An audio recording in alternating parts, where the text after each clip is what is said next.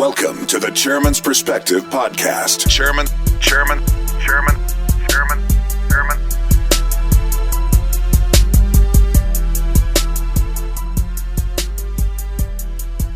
You are listening to the Chairman's Perspective. I'm your chairman, Van Turner Jr., and my co-host, Lee Eric Smith of the Tri-State Defender, is here with me.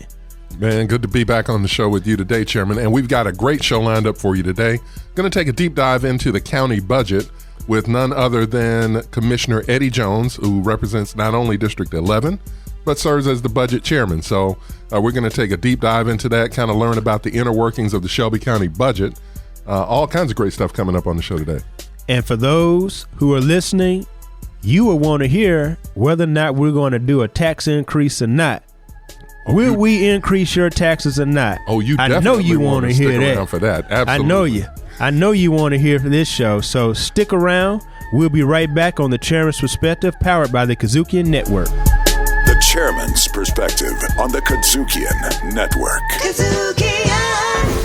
Keeping it real, right, and funky. Is this an opportunity that we can seize and express interest from the governor and the state to act on behalf of young people in Shelby County? There are stories that we don't want to tell because they will piss some folks off, make some folk mad. Funky politics on the Kazukian Network. Kazukian! The Chairman's Perspective on the Kazukian Network. And welcome back to the Chairman's Perspective, powered by the Kazukian Network. I am Lee Eric Smith in the co-pilot seat next to the host of the show, the chairman, Mr. Van Turner Jr. Glad to be on the show with you again. Oh, man, this is wonderful. And thank you, Lee. We have a special show today. We have none other than Budget Chairman Eddie Jones. He is my partner as far as Hickory Hill, as his district and my district meet at Hickory Hill. He's District 11 County Commissioner, and I'm District 12 on the County Commission. So it's always a pleasure anytime I'm in the presence of my friend. We go all the way back to the early days when we were on the Democratic Party together, talking crazy to each other. Welcome to the show, Commissioner Jones. Well, thank you. I am glad to be here. I don't even want to comment on what the chairman just stated about our early days, and we did have some fun times back then, but it is truly an honor to be here to share information with you guys. Tell our listeners, for our listeners who don't know you and aren't familiar with your background, tell them a little bit about yourself. How far back do you want to go? I hear we can go all the way back to high school, but not all the way through high school. Okay. So, coming out of high school, I started off working with the police department. So I worked in the old city jail as a detention specialist, and I left there and went to 201 Poplar, and okay. I was a corrections deputy. When I left there, I went to MPD as a patrol officer, and through my time on the police department, I ended up on the tactical unit. I was the only African-American police officer over in that unit, elite unit at that time. So I went on from there into business. Mm-hmm. I did that, and then I left the police department and went into business, and came back into city government. So I currently work in code enforcement, and I'm a supervisor. So I'm dealing with blight every day. Now I'm elected as a commissioner, so I work in both governments. I used to tell Mayor Luxor, I said, look, I work in both governments. I work for one mayor, and the other one works for me. And so, because over on the county side, it takes 7 votes from the commissioners to get anything done. So that's where I am. I'm on the commission now. Prior to being elected, I did a lot of community work. Okay. Out in the community, working with people, helping them with their concerns, their problems, to get things done. And then I got elected. And so that's who I am. And my district combines 5 neighborhoods, Whitehaven, Oak Haven, Fox Meadows, Parkway Village, and a western part of Hickory Hill. Excellent. You're listening to the Chairman's Perspective, powered by the Kazukian Network. One of the things I'm always curious about is, I know that you just mentioned you had a long career in law enforcement. How did that kind of inform your platform as an elected official? I'm always curious how people's occupation kind of informs or influences how they might legislate. I got to see it from both sides, as a citizen, as a law enforcement officer. So I could very easily find that common ground between both. And speaking of common ground, this is your second year serving as budget chair, Commissioner Jones. And last year we passed a unanimous budget, which doesn't happen on every occasion. But you were able to get that done last year. What are the prospects of getting a unanimous budget passed this year? Well, I think if we utilize the same model that we used last year, I think we can get there. A lot of what took place, and you know this, in our early years, the budget was brought to us in reverse. Right. And so rather than to bring us a balanced budget on the front end, we allowed them to bring us their assumptions of what they think the budget would look like. And then we had the hearings, the budget amendments. And then once all of that took place, then it was put back to the administration to bring back a balanced budget. But when they brought it before, it says, oh, if you do this here, we won't have a balanced budget. And so I reversed that process to say, no, you do your assumptions. We'll go through the hearings and we'll tell you everything or approve everything that needs to be added. Once it's added, then you come back with a balanced budget. And that's how we got that budget passed with unanimously. Now, the 4 years that we served together from the term 2014 to 2018, the majority of that time we had a surplus, as you can recall. Now, because we've adjusted the tax rate, things may be a little more tight this upcoming budget year. What are your thoughts? Looking at the budget last year and what was presented to the commission, basically we had a faulty forecast. Right. That said, hey, don't worry about it. We can drop it, but you're still going to have this much. Well, the tax revenues are not coming in that way. And so when I tell you it is a super, super tight budget, it's a super tight budget.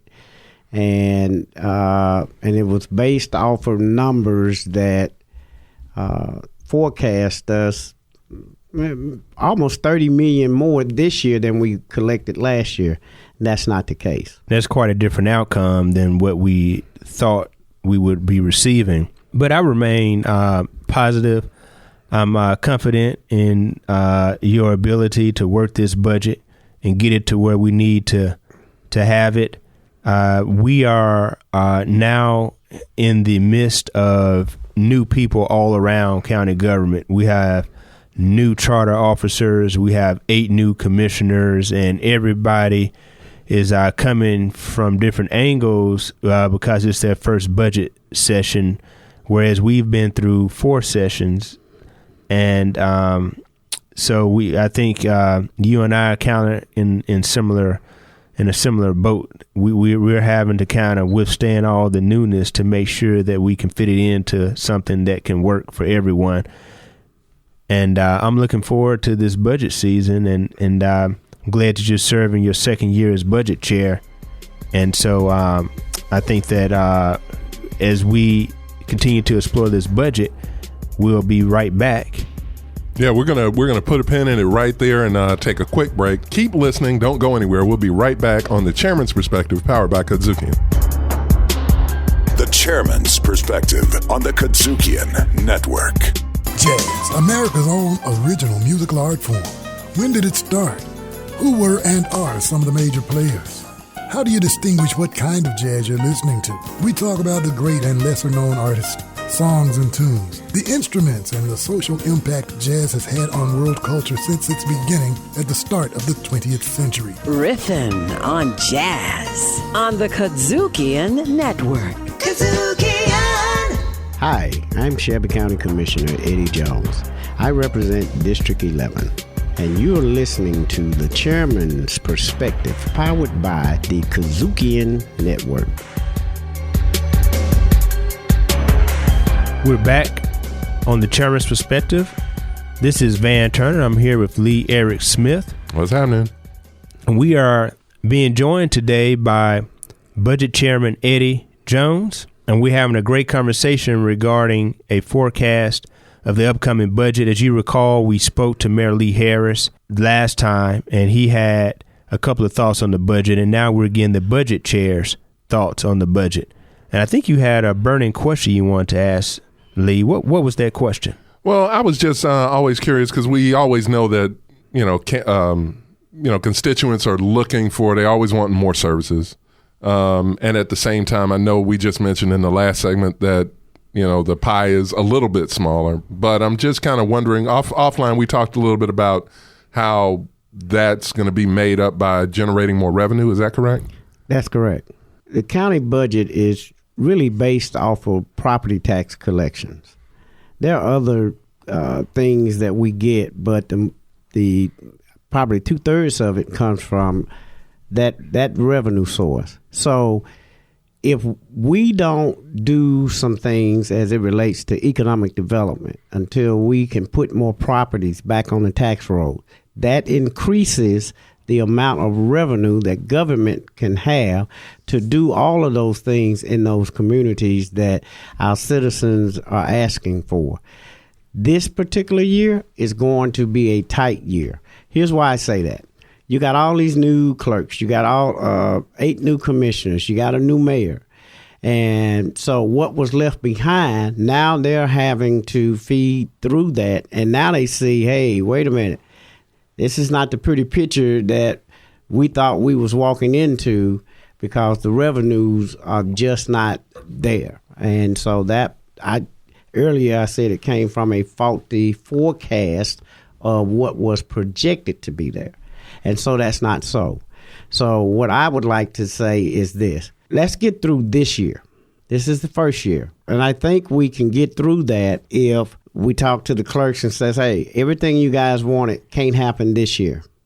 We can fix some of it. What priorities will be the relevant marker that decides that. And so that's on the clerks. And then the commissions, we had a lot. That's going to have to be cut as well.